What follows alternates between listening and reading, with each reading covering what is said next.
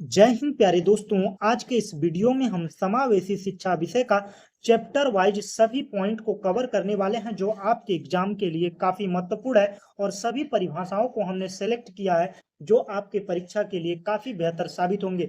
अगर आप लोगों ने अभी तक कोई भी वीडियो नहीं देखा या देखा भी होगा समझ में नहीं आ रहा है तो लेकिन अगर यह वीडियो देखेंगे तो आपके एक माइंड में समावेशी शिक्षा विषय में क्या क्या चीजें हैं, क्या क्या चीजें पढ़नी है, क्या क्या डाउट में है उसको क्लियर कर पाएंगे। तो चलिए बढ़ते हैं सबसे पहले चैप्टर की ओर। तो पहला चैप्टर है शैक्षिक समावेशन। शैक्षिक समावेशन में सबसे पहला परिभाषा है समावेशी शिक्षा।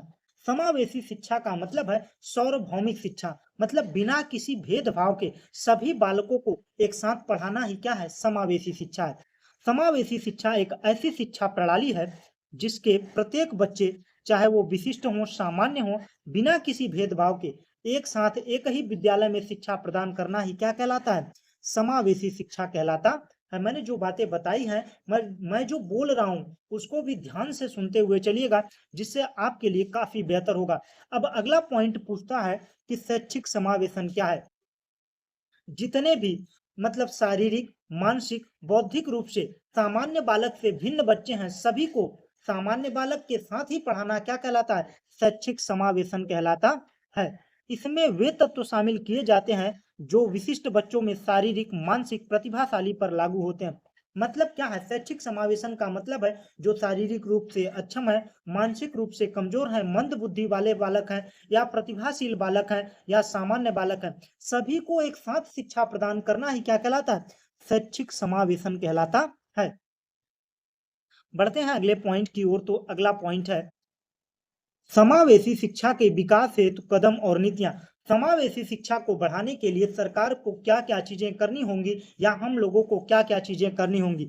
निःशुल्क एवं उपयुक्त शिक्षा की व्यवस्था की जाए। जो अपवंचन बालक हैं, जो मतलब पारिवारिक बैकग्राउंड उनका कमजोर हो, जो समाज से बहुत मतलब निम्न श्रेणी में आते हैं, उनको शिक्षा के लिए प्रोत्साहित करने के लिए समावेशी शिक्षा काफी बेहतर है, इसलिए निःशुल्क एवं उपयुक्त शिक्षा की व्यवस्था की जाए।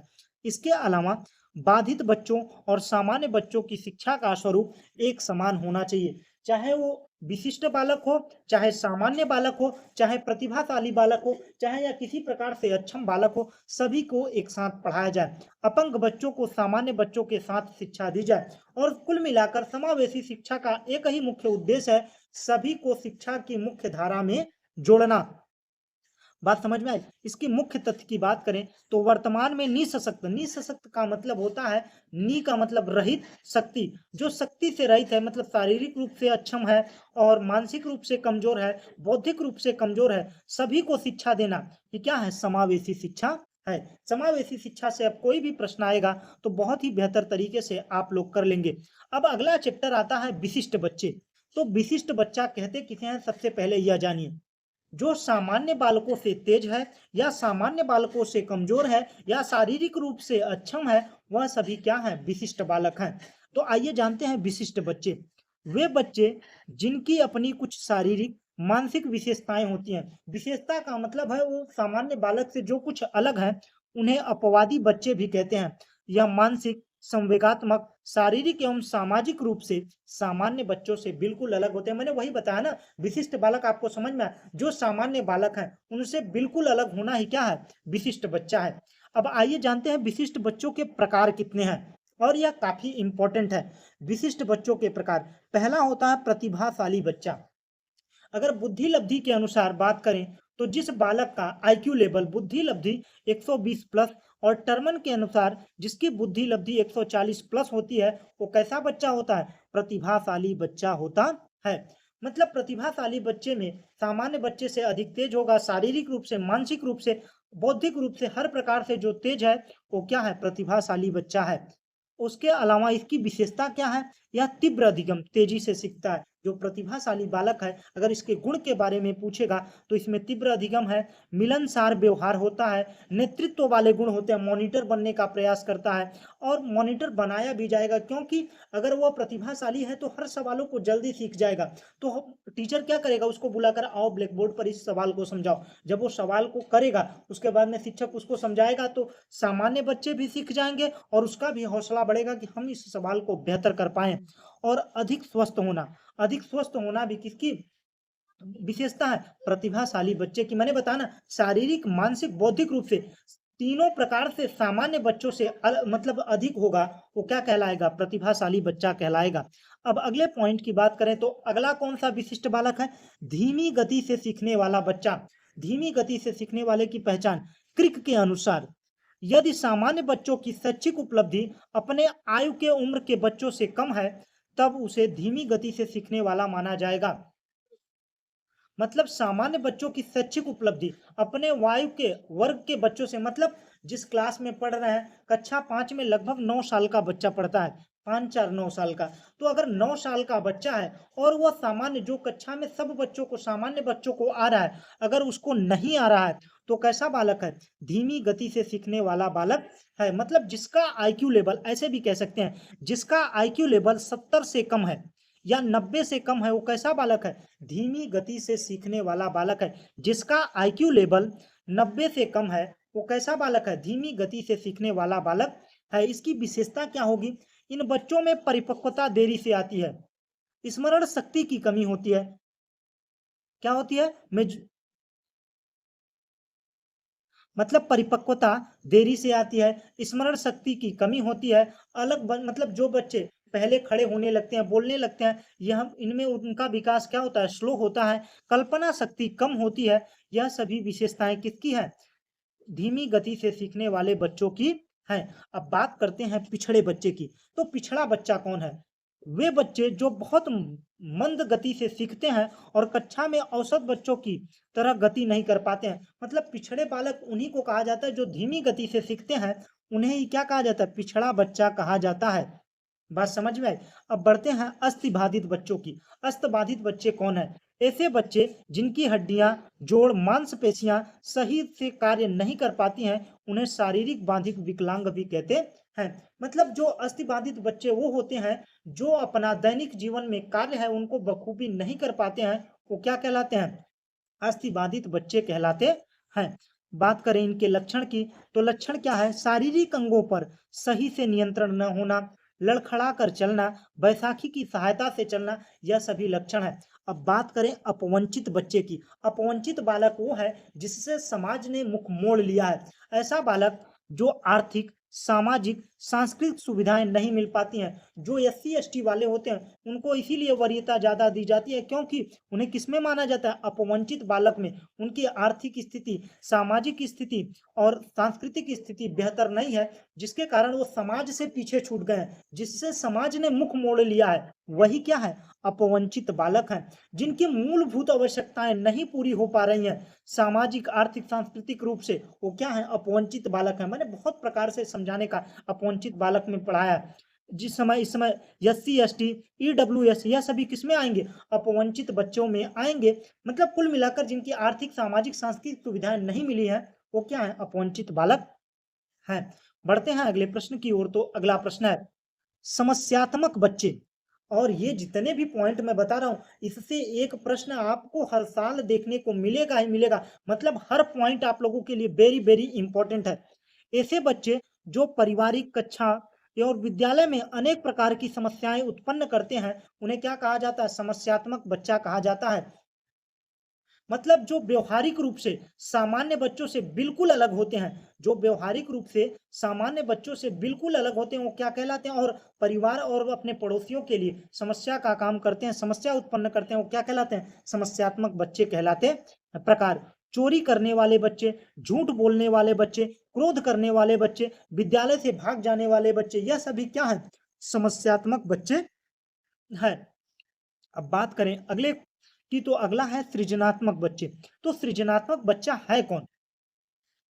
नवीन खोज करने की शक्ति। वे बच्चे जो अनुपयोगी वस्तुओं का उपयोग करके उपयोगी वस्तुओं को बनाते हैं, वो क्या कहलाते हैं? सृजनात्मक बच्चे। मतलब सृजनात्मक बच्चे वो होते हैं जो अपसारी सोच वाले होते हैं। मैंने एक पॉइंट, एक सवाल दिया तो बोला सर इस प्रकार से सवाल करें तो बेहतर होगा, सर इस प्रकार से कर दें तो सर उत्तर आ जाएगा, इस प्रकार से सर कर दें तो उत्तर आ जाएगा। मतलब वो जो चीजें मैं बता रहा हूँ उसको हर नई तरीके से जो सोचता है, नवीन तरीके से सोचता है, वही क्या है?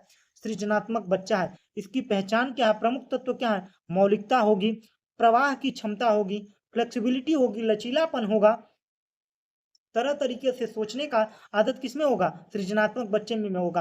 प्रवाह की क्षमता किसमें होगी? सृजनात्मक बच्चे में होगी। मौलिकता किसमें होगी? सृजनात्मक बच्चे में होगी। अब बढ़ते हैं अगले चैप्टर की ओर। तो अगला चैप्टर है अध्याय 3 दृष्टिबाधित बच्चे।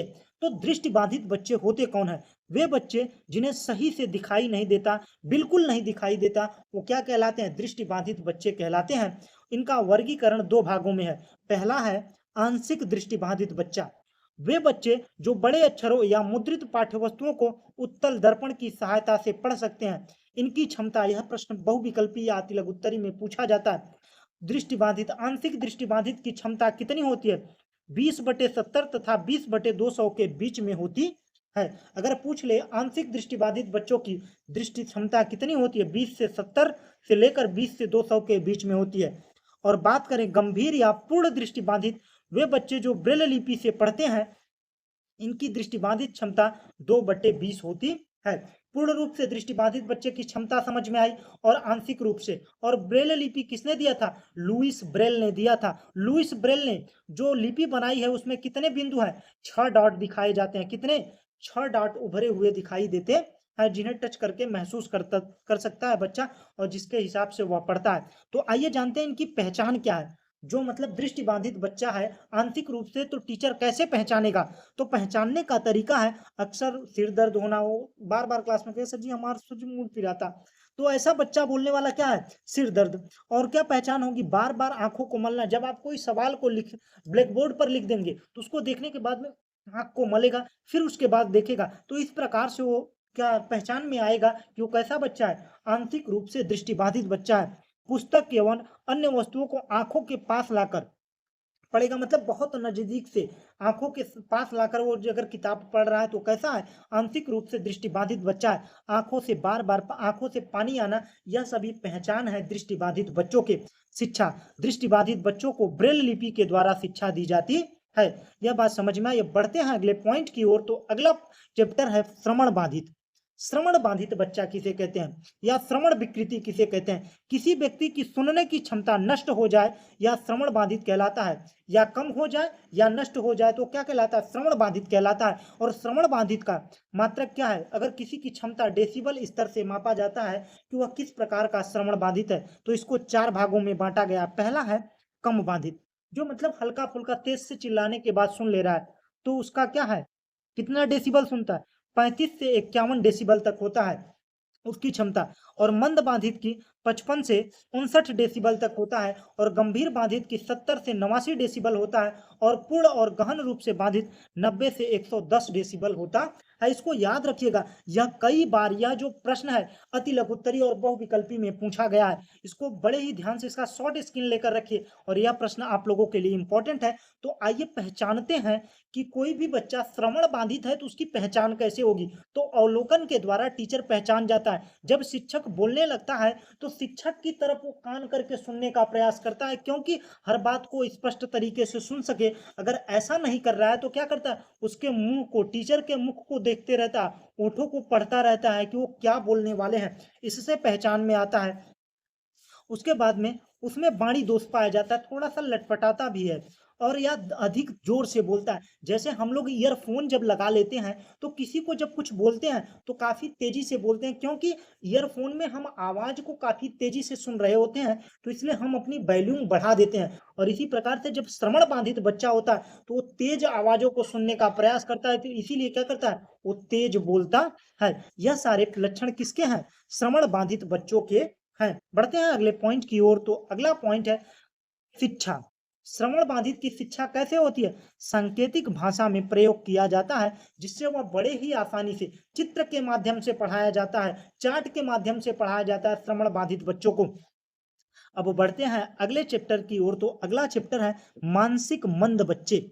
तो मानसिक मंद बच्चे वे बच्चे जिनका बौद्धिक स्तर सामान्य बच्चों से कम होता है, वो कैसे कहलाते हैं? मानसिक मंद बच्चे कहलाते हैं। जो धीमी गति से सीखते हैं, पिछड़े बच्चे होते हैं, उन्हें क्या कहा जाता है? मानसिक मंद बच्चा कहा जाता है। इनकी पहचान क्या है? इनकी बुद्धि लब्धि 70 से कम होती है। 70 से कम होती है। अब बात करते हैं इनकी विशेषता।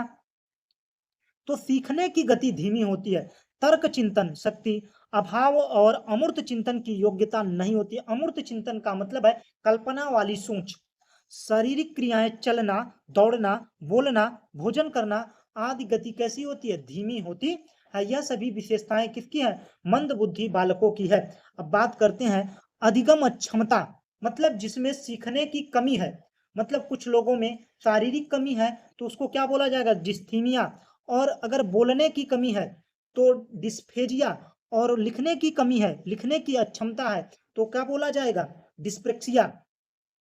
क्या बोला जाएगा? डिसलेक्सिया। पढ़ने की समस्या है तो डिसलेक्सिया, लिखने की समस्या है, अक्षमता है उसमें तो डिस्ग्राफिया, लिखने की है तो डिस्ग्राफिया। क्या बोला जाएगा? डिस्ग्राफिया। लेखन संबंधित अक्षमता डिस्ग्राफिया, पढ़ने से संबंधित डिसलेक्सिया, पढ़ने से संबंधित डिसलेक्सिया, गणित से संबंधित अक्षमता डिस्कैल्कुलिया, और भ्रम से संबंधित डिस्मोर्फिया। यह सारी चीजें क्लियर करके रखिएगा। और यह इंपॉर्टेंट वहां पर हो जाता है जब आप लोग सी टेट, यूपी टेट देंगे तो वहां पर यह सारा भर भर के क्वेश्चन आपको देखने को मिलेगा। अब बढ़ते हैं अगले चैप्टर की ओर। तो अगला चैप्टर है समावेशन के लिए आवश्यक उपकरण और शिक्षण विधियां। तो समावेशन के लिए, समावेशन का मतलब है सभी को एक साथ लेना। तो खेल विधि, जो बच्चे प्रतिभाशाली नहीं है, एक बार सवाल समझाए समझ में नहीं आया तो उनको कैसे विधि से समझाया जाएगा? खेल विधि से। खेल विधि से क्या करेंगे? गणित के सवालों को 5 बच्चों को इस तरफ कर देंगे, 5 बच्चों को इस तरफ, फिर 2 बच्चों को इस तरफ कर देंगे तो कितने बच्चे बचे अब इस तरफ? तो ये सारी चीजें इस प्रकार से जोड़ना घटाना खेल विधि से सिखाया जाएगा, जिससे उनको आनंद आएगा और बड़े ही आसानी से सीख पाएंगे। व्याख्या विधि, किसी भी विषय की गहन ढंग से समझ विश्लेषण करना। पहले जैसे मैंने पेड़ बताया, पेड़ के बाद में पेड़ की पत्तियों के बारे में, टहनियों के बारे में, जड़ के बारे में, सभी के बारे में विश्लेषण करके बताएंगे। उसके बाद में दूसरी विधि है प्रश्नोत्तर विधि। सुकरात के समय से चली आने वाली सबसे प्राचीन पद्धति क्या है?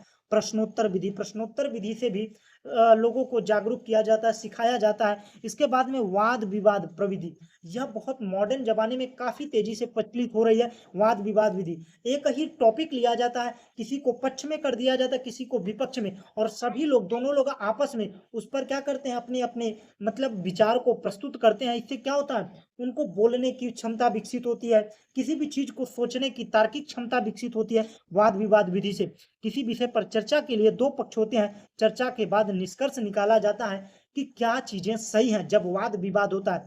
पहला है आगमन विधि। आगमन विधि का मतलब है उदाहरण से नियम की ओर आगमन, और निगमन विधि का है नियम से उदाहरण की ओर। जब हम बच्चों को सामने तथ्य या उदाहरण वस्तुएं प्रस्तुत की जाती हैं, उसके बाद बच्चों को स्व उसके निष्कर्ष निकालने के लिए कहा जाता है। मतलब उदाहरण के बाद में अगर परिभाषा भी बताई जाए तो कौन सी विधि है? आगमन विधि है। जैसे सवालों को लगवाने से पहले क्या कराया जाता है?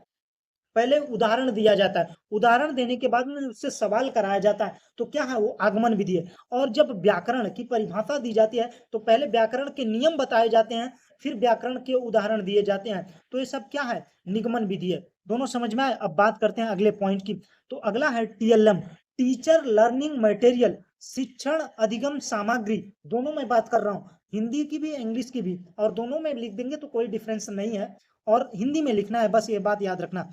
शिक्षण सामग्री के द्वारा बच्चों के पाठ सरल और रोचक मनोरंजन तरीके से समझाया जा सकता है। टीएलएम का मतलब होता है टीचर लर्निंग मटेरियल। जैसे चार्ट पेपर क्या हुआ? टीचर लर्निंग मटेरियल हुआ। कोई भी गत्ता हुआ, उस पर हम डिजाइन बनाकर कोई चीज समझा रहे हैं, वो क्या हुआ? जिस वस्तुओं का इस्तेमाल करके हम बच्चों को बड़े ही आसानी से, रोचक तरीके से, मनोरंजन के तरीके से उसको समझा दे रहे हैं, जिस वस्तु की सहायता से, वो क्या है? टीचर लर्निंग मटेरियल, शिक्षण अधिगम सामग्री है। बात समझ में? अगर टीएलएम के बारे में पूछेगा, मैं जितनी सारी चीजें मैं बोल रहा हूं उसको आप लोग ध्यान में रखिएगा। अगर आप लोगों को वीडियो अच्छा लग रहा है तो वीडियो को लाइक करिए, अपने ग्रुप में शेयर करिए, और चैनल पर पहली बार आए हों तो चैनल को सब्सक्राइब कर लीजिए। आप लोगों के लिए हर एक सब्जेक्ट का ऐसे ही माइंड में लाएंगे जिससे आप अपने परीक्षा में बेहतर कर पाएंगे। अब बात करते हैं अगले चैप्टर की। तो अधिगम जांचने के टूल, बुद्धि परीक्षण। बुद्धि परीक्षण की शुरुआत किसने की थी? 1905 से शुरू हुआ, अल्फ्रेड बिने से। अल्फ्रेड बिने, जो आज के समय में क्या है, बुद्धि परीक्षण को ही क्या नाम दिया गया? बुद्धि लब्धि। किसने दिया था? स्टर्न ने 1912 में। 1912 में। उसके बाद में जो संशोधित फार्मूला टर्मन ने लाया 1916 में। यह सारी चीजें मैं याद रखिएगा, यह काफी इंपॉर्टेंट है। अब बात करते हैं अगले पॉइंट की, तो वुंड। तो पहला मनोवैज्ञानिक प्रयोगशाला कहाँ खोला गया था? लिप लिप्जिंग जर्मनी में। लिप्जिंग जर्मनी में कब खोला गया? 1889 में। किसके द्वारा? वुंड के द्वारा खोला गया था। बढ़ते हैं अगले प्रश्न की ओर। तो अगला प्रश्न है अल्फ्रेड बीने। पहला बुद्धि परीक्षण 1905 में किया गया। किसके द्वारा? अल्फ्रेड बीने के द्वारा। इसे साइमन बीने परीक्षण भी कहा जाता है। इस परीक्षण का नाम क्या है? साइमन बीने परीक्षण। बुद्धि परीक्षण का जन्मदाता किसे कहा जाता है? अल्फ्रेड बीने को। बुद्धि लब्धि का सूत्र जो टर्मन ने दिया था, बुद्धि लब्धि का मानसिक आय बटे वास्तविक आय गुणा 100, यह किसका सूत्र होता है? बुद्धि लब्धि का सूत्र होता है। अब बढ़ते हैं अगले पॉइंट की ओर। तो प्रमुख पद। वास्तविक आयु क्या है? अगर पूछ ले वास्तविक आयु क्या है, सीए। बच्चे की वास्तविक आयु उम्र जो परीक्षण में देते समय होती है। जैसे 16 वर्ष की अधिक आयु के व्यक्तियों की वास्तविक आयु कितनी मानी जाएगी? 16 ही मानी जाएगी। जिस व्यक्ति की जो मतलब जैविक आयु है, जो उसका ओरिजिनल एज है, वही क्या है? वास्तविक आयु है। मानसिक आयु, बच्चे की बौद्धिक विकास की सीमा, वो किस प्रकार के किस स्तर के सवालों को लगा रहा है, उससे क्या मापा जाता है? मानसिक आयु मापा जाता है। अब आइए बुद्धि लब्धि के जो वर्गीकरण है उसको जानते हैं। बुद्धि लब्धि के वर्गीकरण क्या है? 140 से अधिक जिनका आईक्यू होता है वो कैसे बालक होते हैं? प्रतिभाशाली बालक होते हैं। सामान्य बुद्धि बालकों की कितनी बुद्धि लब्धि होती है? 90 से 110। 80 से 89 के बीच में मंद बुद्धि बालक आते हैं। 70 से 79 के बीच में निर्बल बुद्धि, जिनको एकदम समझ में नहीं आता, और जिनका 70 से भी कम है वो क्या कहलाते हैं? जड़ बुद्धि, एकदम एकदम मूर्ख, मतलब उल्टा घड़ा। ऐसा समझिए कि उनके अंदर कुछ जाएगा ही नहीं, आप कितना भी प्रयास कर लें। अब बढ़ते हैं अगले पॉइंट की ओर। तो अगला पॉइंट है परीक्षण के प्रकार। तो आइए जानते हैं संख्या के आधार पर परीक्षण के दो प्रकार हैं।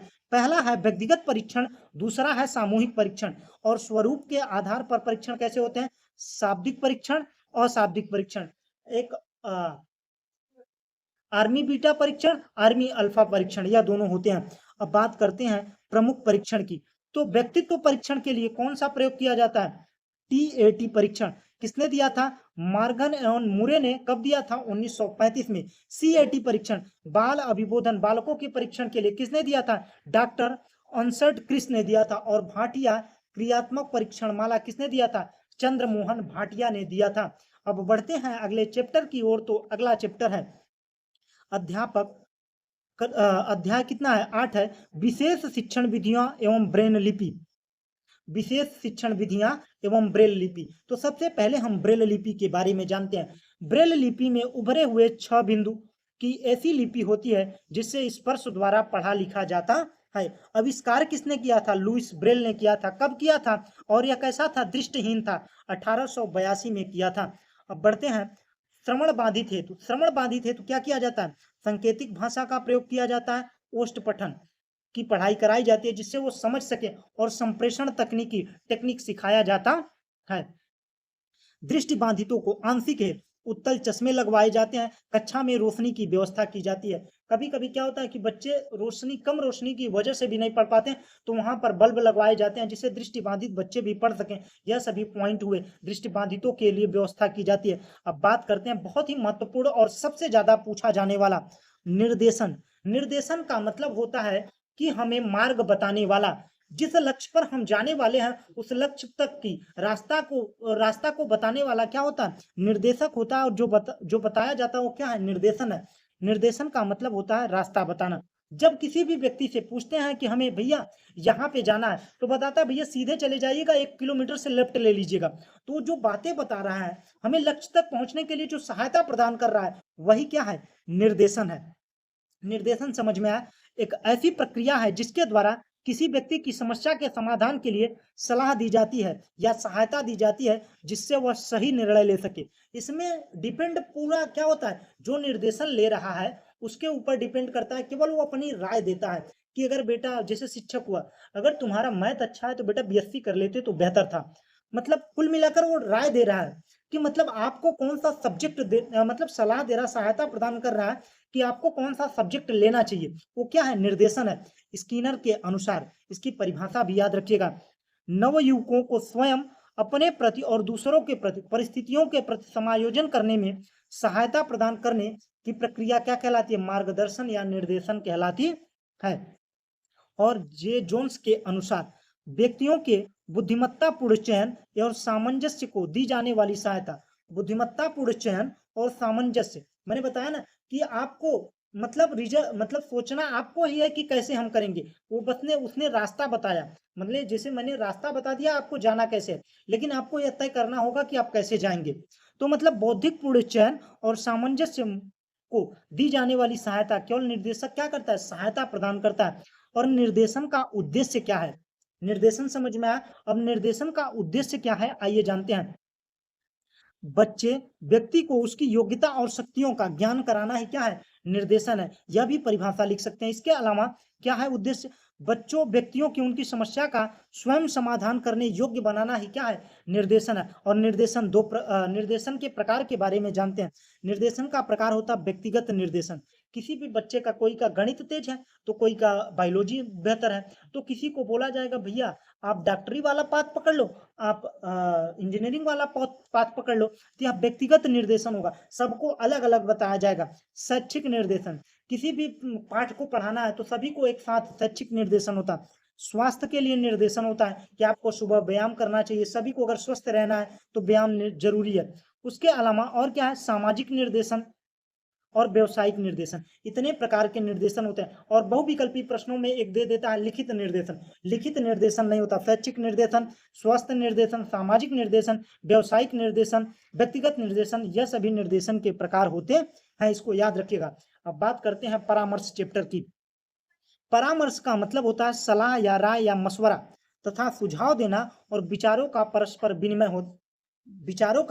विनिमय होता है। तो आइए परिभाषा किसी के अनुसार समझते हैं जो आप लोगों के लिए काफी इंपॉर्टेंट है।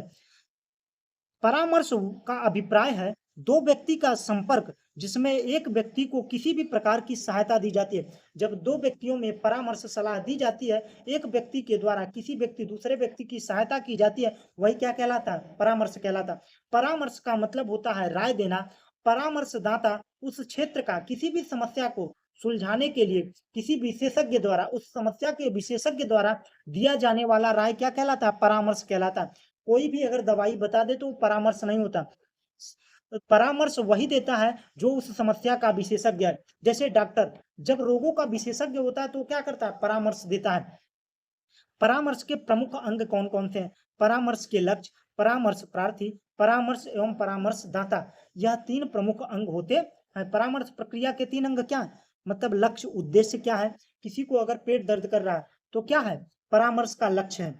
और परामर्श प्रार्थी क्या है? जिसका पेट दर्द कर रहा है। और डॉक्टर क्या है? परामर्शदाता है। यह तीनों अंग क्लियर हुए। बढ़ते हैं अगले पॉइंट की ओर। तो अगला पॉइंट है परामर्श की विधियां, और यह भी काफी इंपॉर्टेंट है। पूछ लेता है कि परामर्श की कितनी विधियां। तो पहला है निर्देशात्मक परामर्श। यह परामर्श पूरी तरीके से परामर्शदाता पर केंद्रित होता है, मतलब निर्देशन देता है कि आप ऐसे ऐसे करिए।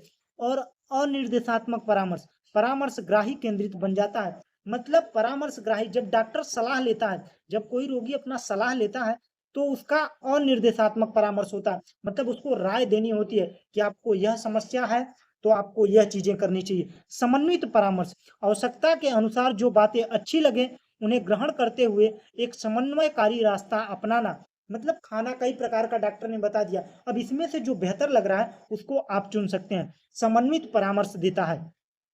यह तीन प्रकार के परामर्श हुए। अब परामर्श के विभाग की बात करते हैं, विभाग और संस्था की। तो परामर्श में सहायता देने वाली संस्थाओं के नाम पूछ लेता है सीधा बहुविकल्पी अति लघुत्तरी में।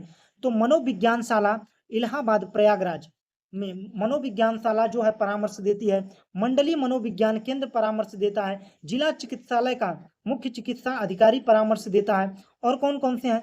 जिला शिक्षा प्रशिक्षण संस्थान परामर्श देता है। सरकारी एवं गैर सरकारी संगठन भी क्या करते हैं? परामर्श देते हैं। अब बात करते हैं कुछ इंपॉर्टेंट पॉइंट के जो आपके परीक्षा में कई बार पूछे गए। प्रमुख संस्थाओं की स्थापना, मनोविज्ञानशाला इलाहाबाद में 1947 में स्थापित किया गया। किसके द्वारा? आचार्य नरेंद्र देव समिति के संस्तुति के आधार पर 1947 में मनोविज्ञानशाला की स्थापना की गई। कहां पर? इलाहाबाद में। और पहला मनोविज्ञानशाला वुंट ने स्थापित किया था कब? 1889 ईस्वी में। डायट राष्ट्रीय शिक्षा नीति 1986 के द्वारा 1987 में डायट की नींव रखी गई थी। बढ़ते हैं अगले पॉइंट की ओर। तो अन्य प्रक्रियाएं क्या है? पहला है पर्यवेक्षण। दूसरे के कार्यों का अवलोकन करके उन्हें सही और उचित निर्देशन प्रदान करना ही क्या कहलाता है? पर्यवेक्षण कहलाता है। पर्यवेक्षण का मतलब पर्यवेक्षक वो होते हैं जो आए, विद्यालय में आए और विद्यालय की व्यवस्था को देखने के बाद में विद्यालय में जो कमियां रह गई और शिक्षक ने जो चीजें शिक्षण विधियां अप्लाई कर रहे हैं बच्चों पर कारगर साबित नहीं हो रहा, उन पर सहायता प्रदान करना, यह काम किसका होता है? कमियों को देखना और उसके लिए सहायता प्रदान करना ही क्या कहलाता है? पर्यवेक्षण का काम होता है। और निरीक्षण का काम होता है केवल उसको जांचना और कमियों को निकालना। किसी भी वस्तु की, सेवा, प्रक्रिया की जांच करना और उनकी कमियों का पता करना ही क्या कहलाता? निरीक्षण कहलाता है। पर्यवेक्षण और निरीक्षण समझ में आया? निरीक्षण में केवल कमियों को निकाला जाता है और पर्यवेक्षण में कमियों के साथ में उसमें सहायता भी प्रदान की जाती है। अब बढ़ते हैं अगले चैप्टर की ओर। तो अगला चैप्टर है बाल अधिगम में निर्देशन और परामर्श का महत्व। निर्देशन का महत्व क्या है?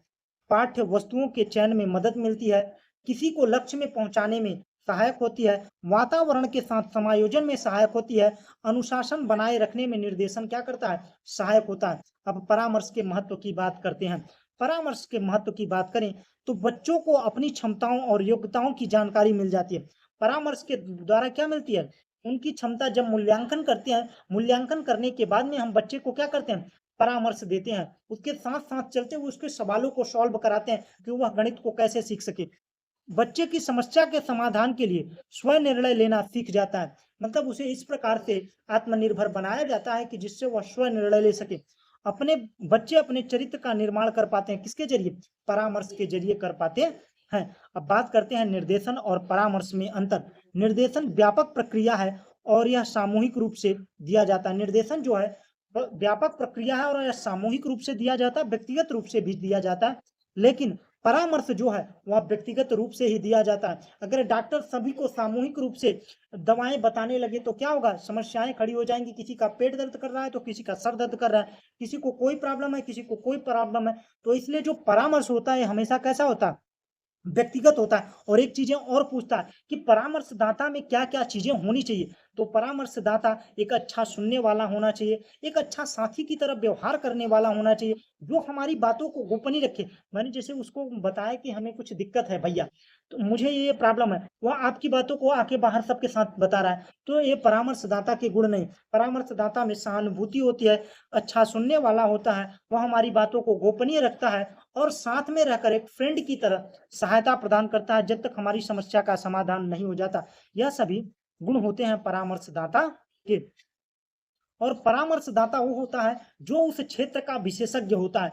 जो आपको समस्या है, उस समस्या का समाधान उसी से लिया जाता है। जो उस क्षेत्र का विशेषज्ञ होता है, उसे क्या कहा जाता है? परामर्शदाता कहा जाता है। और निर्देशन कोई भी दे सकता है, सड़क पर चलता कोई भी, हमसे बड़ा कोई भी निर्देशन कर सकता है, लेकिन परामर्श उस समस्या का विशेषज्ञ ही करता है। इसी के साथ पूरा चैप्टर समाप्त होता है और मैंने अपने हिसाब से सभी पॉइंट को कवर करने का प्रयास किया है। अगर आप लोगों को वीडियो अच्छा लगा हो तो वीडियो को लाइक कर दीजिए। और हमने आप लोगों के लिए एक बेहतर मॉडल पेपर सभी विषयों का आपको प्रोवाइड कर रहे हैं। अगर उस वीडियो को आप लोगों ने नहीं देखा है तो यहाँ पर आपको लिंक मिल जाएगा, उस पर क्लिक करके आप सभी विषयों का मॉडल पेपर देख सकते हैं। इसी के साथ में इसी के साथ अपने दोस्तों के साथ शेयर कर दीजिए और चैनल पर नए हो तो चैनल को सब्सक्राइब कर लीजिए। Thanks for watching. जय हिंद।